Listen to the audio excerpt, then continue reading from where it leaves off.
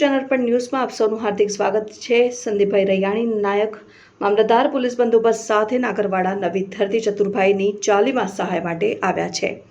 નાના બાળકોને પાળગીત 60 રૂપિયા, મોટા વ્યક્તિઓને 100 રૂપિયા 3 દિવસ પ્રમાણે આપવામાં આવશે।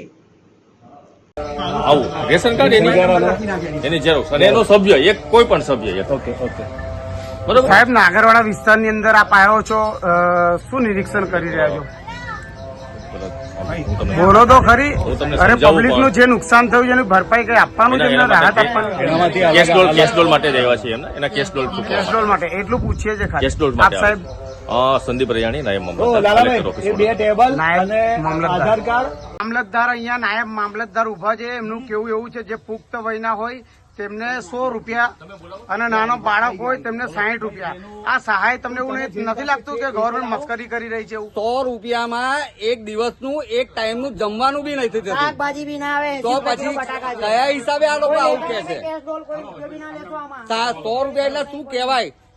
એક ટાઈમનું જમવાનું નહીં થાય। આપ તો વડોદરા શહેરની અંદર ફરો છો, આ તમને એવું લાગે છે મસ્કરી છે કઈ ને કઈ? આ મસ્કરી છે। આ સરકાર આ લોકોની દયા ભાવના જોતા નથી અને 100 રૂપિયા જેવી નાની રકમ આપે છે।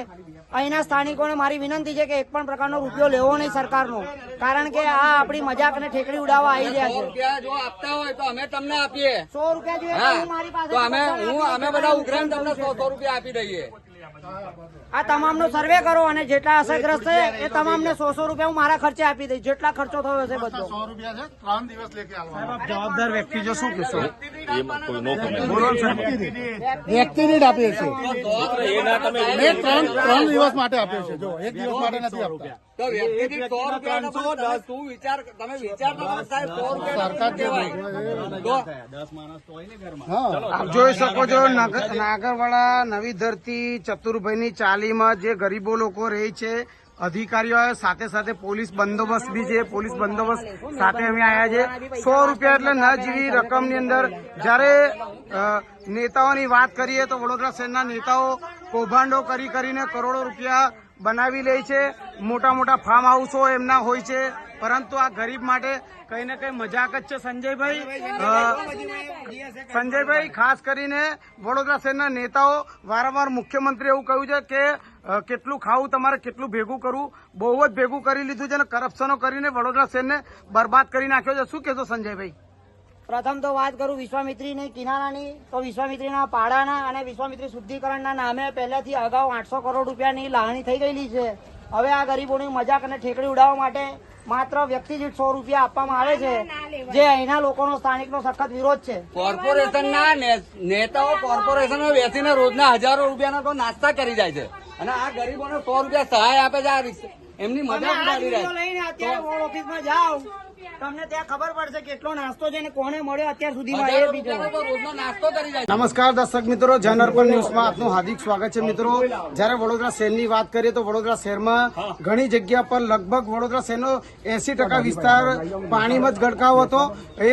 એનું મૂળ કારણ છે વડોદરા શહેરના નેતાઓ હોય, પરંતુ અત્યારે સરકારી અધિકારીઓ આવ્યા છે, જે મામલતદાર છે, એ મામલતદાર વાત કરવા પણ તૈયાર નથી। પરંતુ આ મામલતદારનું કેવું એવું છે, જે પુખ્ત વયના છે તેને 100 રૂપિયા અને જે નાના બાળકો છે તેમને 60 રૂપિયા। એટલે કઈ ને કઈ આ સરકાર હોય, આ સિસ્ટમ હોય, વડોદરા શહેરની સિસ્ટમ કઈ ને કઈ ગરીબો સાથે મસ્કરી કરી રહી છે, મજાક કરી રહી છે। આપણી સાથે સંજયભાઈ છે, સામાજિક કાર્યકર સંજયભાઈ, શું કહેશો? આ સરકાર હંમેશા ગરીબોની વાત કરે છે, પરંતુ હવે એવું લાગી રહ્યું છે કે ગરીબોનું જ શોષણ થઈ રહ્યું છે। શું કહેશો સંજયભાઈ?